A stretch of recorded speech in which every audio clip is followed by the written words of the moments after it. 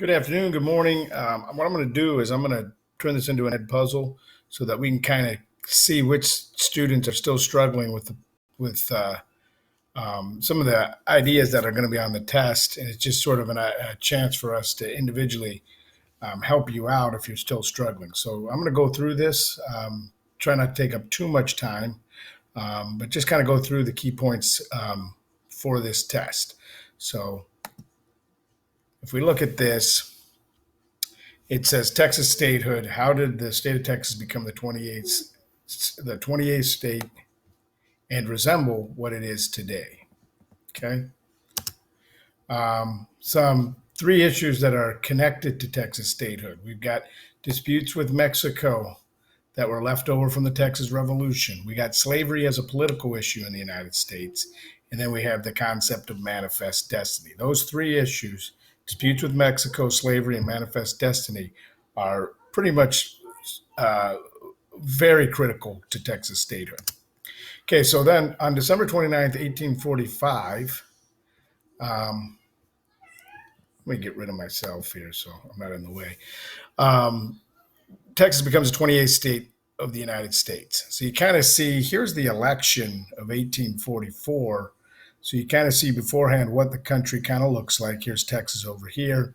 And then we see after annexation, one thing you want to notice is Texas after the annexation, a little bit different shape than it is today, as we talked about some of the disputed territories.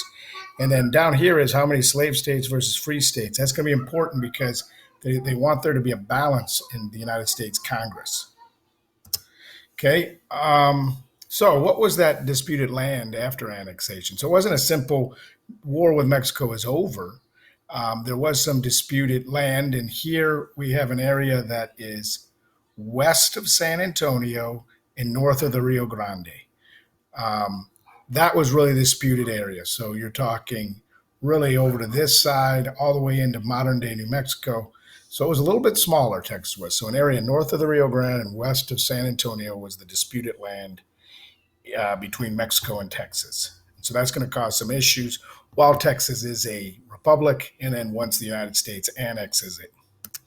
Okay, so what was sort of the timeline of events that occurred? Well, we had the border disputes between the United States and Mexico. We had the U.S.-Mexican War. But before the U.S.-Mexican War, what causes them to go into it is the first thing they do is the U.S. annexes Texas. That leads to some border disputes, leads to the U.S.-Mexican War. Okay, so just a real brief thing on the Mexican-American War. You'll learn more about it next year in eighth grade, and we talked a little bit about it here in this class, but just to highlight some of the main points, it was fought from April 1846 to February 1848. The war, it ended with the Treaty of Guadalupe Hidalgo. And so what happened in that treaty? With the end of the war, what happened? Well, Mexico gave up all claims to Texas. Texas is here. The Rio Grande became the southern border. And then this little area right here is known as the Mexican Cession. And that was the last bit of land that they got from the war. So you can see these modern day states of Arizona, Utah, Nevada, and California. Okay, so as we move into this from American history, we started with the 13 original colonies. We moved after that. We had the Northwest Ordinance and some other things that you'll learn about in eighth grade. Then you had the big Louisiana Purchase, and then we've got the annexation of Mexico. And then with the war, we got this added stuff. So the war gave us this ceded by Mexico after the war. Then there were some other things that came in, but this all started with this. The thing behind it was manifest destiny. So the two popular ideas at the time that influenced Texas statehood were slavery and manifest destiny. Okay, so let's talk about slavery as a political issue. When we say something is a political issue, we're talking about power. How does this issue create people that are for it and people that are against it? So obviously, the biggest political issue in the 1840s and 1850s America was slavery.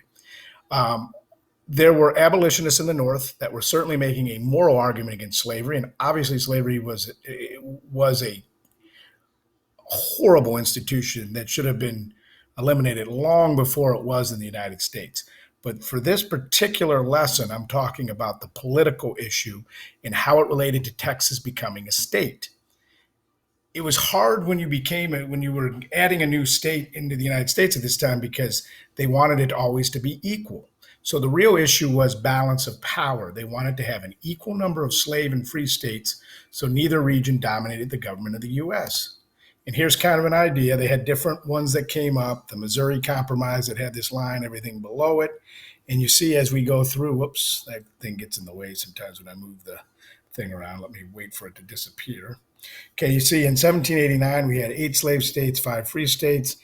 1800, 9 slave states, 8 free states. And then they tried to start to balance it out more. But from the beginning of our history, the slave owning states always had more political power than their population, than they should have based on their population. And they had different ways that they got around it. But now we get to this point of Texas annexation, and there's this debate of whether they should be allowed in because they're going to be a slave state. So they let them in, and then a little bit after they let them in, they came up with the Compromise of 1850. And there's some different things that happened in the Compromise of 1850. The key victory for the North in this compromise was California was admitted as a free state, upsetting the balance just a little bit. The South got the fugitive slave law, which we don't really talk about too much in Texas history, but is a law that allowed Southerners to go in and get slaves that had fled to the North, or and pretty much allowed them to go into other states and enforce the law. So it's very controversial. But for you here with Texas, the Compromise of 1850, what Texas did is they gave up their claims to the New Mexico territory over here. They didn't have all of it, but if you remember, they had a little bit over here. They gave up their claims for $10 million. Okay, and then the last idea that was probably the most critical idea that allowed all this to occur, annexation, any of it, was the idea that the United States had the right to settle North America from coast to coast. That's what manifests destiny. The idea was rooted in the concept of white supremacy.